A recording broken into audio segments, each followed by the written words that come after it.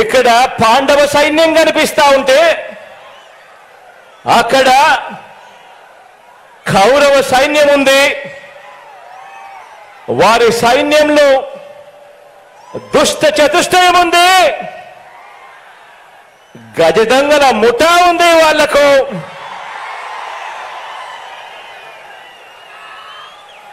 వారి వ్యూహాలలో, వారి కుట్రల్లో, వారి కుతంత్రాలలో, మోసపూరిత వాగ్దానాల్లో, వెన్నుపోట్లు, పొత్తులు, ఎత్తులు, జిత్తుల పద్మవ్యూహం కనిపిస్తా ఉంది అక్కడ.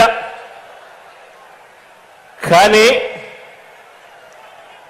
పద్మవ్యూహంలో చిక్కుకొని వారి బాణాలకు బలైపోవడానికి ఇక్కడ ఉన్నది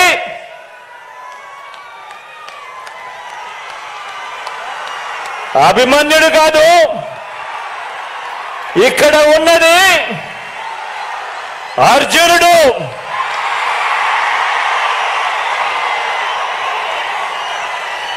ఆ అర్జునుడికి తోడు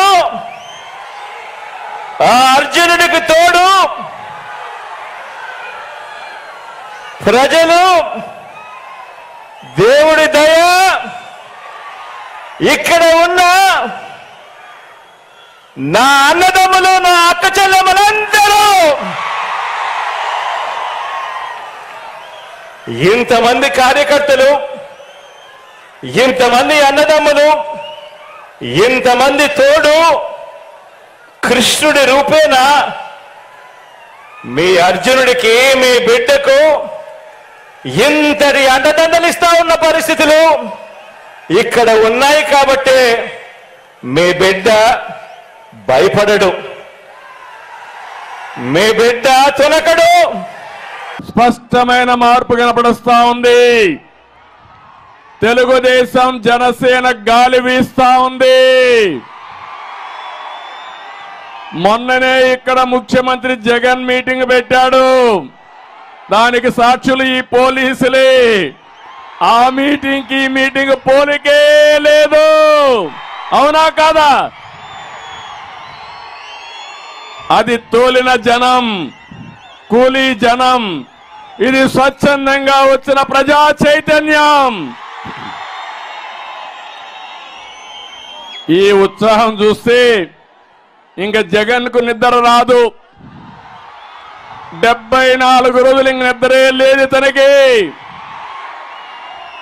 ఎక్కడికి పోయినా ప్రజలే చెప్పబోతున్నారు, చీ నువ్వు మాకొద్దని.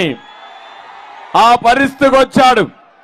అందుకే 2014 కాదు, 2024 14 కంబైన్డ్ జిల్లాలో గెలిచి చరిత్ర సృష్టించబోతున్నాం. ఒకసారి మొన్ననే జగన్మోహన్ రెడ్డి ఓటమిని ఆమోదించాడు. ఆయనకు కూడా అర్థమైపోయింది. సర్వేలు వచ్చాయి. ఎంత గర్వంగా ఉన్నాడు. ఈ రోజు ఏ విధంగా మాట్లాడుతున్నా మీరు చూస్తే 2021లో ఎవరు నా ఎంట్రుక పీకలేరన్నాడు. అన్నాడా లేదా? జ్ఞాపకం ఉందా మీకు? అంత గర్వంగా మనిషి అహంభావంగా ప్రవర్తించాడు. 2022లో ప్లీజ్ ప్లీజ్ నన్ను నమ్మండి అని అడుక్కున్నాడు. అవునా కాదా? 2023లో నాకు ఎవరూ లేరు, మిమ్మల్ని నమ్ముకున్నా. ఆ మాట కూడా చెప్పాడా లేదా? 2024 వచ్చే కొద్దికి ఏమంటున్నాడు తమ్ముళ్ళు? హ్యాపీగా దిగిపోతాడంట. దిగిపోవడం కాదు, దించుతారు.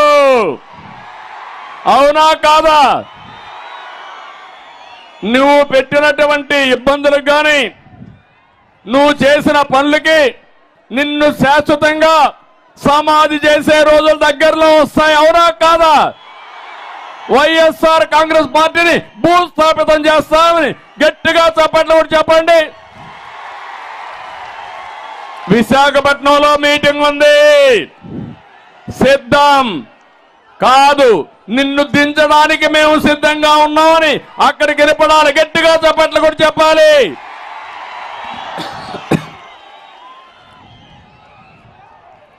తమ్ముళ్ళు, ఆడబిడ్డలు, మీరు ఒక్కసారి ఆలోచించండి. 4 సంవత్సరాల 9 నెలలు అయిపోయింది, 10 నెలలు కూడా అయిపోయింది. కౌంట్ డౌన్ ప్రారంభమైంది. 74 రోజులే. ఈ రాష్ట్రానికి పట్టిన శని విరగడ కోసం 74 రోజులు ఉండాలి. నేను అడుగుతున్నా, ఈ తుగ్లక్ పాలనలో, ఈ సైకో పాలనలో దెబ్బతిన్న రంగం ఏమన్నా ఉందా? నాశనం కానటువంటి వ్యవస్థ ఏమైనా ఉన్నాయా అని మిమ్మల్ని అడుగుతున్నా. ఎక్కడ రోడ్లు ఉన్నాయా అని మిమ్మల్ని అడుగుతున్నా. వ్యవసాయ శాఖ కనపడుస్తుందని మిమ్మల్ని అడుగుతున్నా.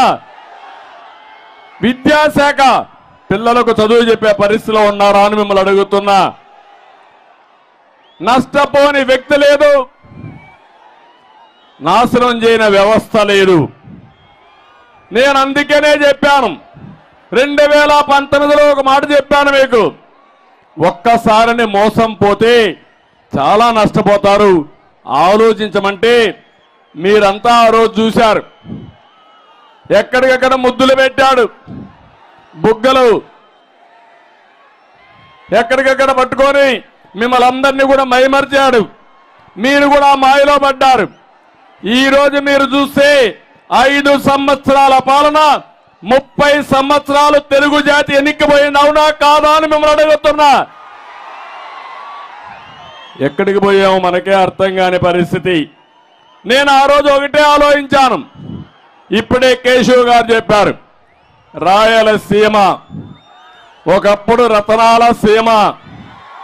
కృష్ణదేవరాయల కాలంలో ఆ రోజు మీరు చూస్తే ఏదైనా పని చేస్తే నేరుగా అక్కడ పొలాల్లో ఎదిగితే రత్నాలు దొరికేటివి. ఇప్పుడు అప్పుడప్పుడు వర్షాలు పడితే దొరుకుతూ ఉంటాయి. నేను ఒకటే ఆలోచించాను, ఇది రాళ్ల సీమ కాదు, దీన్ని రతనాల సీమగా తయారు చేయాలని, నీళ్లు ఇస్తే బంగారం పండించే మా రైతులు ఉన్నారని ఆ రోజు ముందుకు పోయాం. నేను నమ్మాను, నీళ్లు ఇవ్వాలి. ఈ జిల్లాలో, రాష్ట్రంలో అన్ని జిల్లాల కంటే ఎక్కువ భూమి ఉంది. సమైక్య ఆంధ్రప్రదేశ్లో నేను ఎక్కువ పనిచేసిన జిల్లా అనంతపురం జిల్లా, ఆ తర్వాత మహబూబ్నగర్ జిల్లా. ఈ 2 జిల్లాలు కూడా పేదలుండే జిల్లాలు, వెనుకబడిన వర్గాలుండే జిల్లాలు, వర్షపాతం తక్కువ ఉండే జిల్లాలు.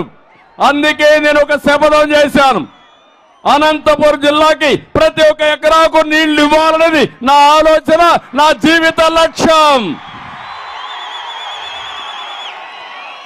అందుకే మీరు చూస్తే ఆ రోజు 4,500 కోట్ల రూపాయలు ఖర్చు పెట్టి అంద్రినీవా పరిగెత్తిచ్చాం.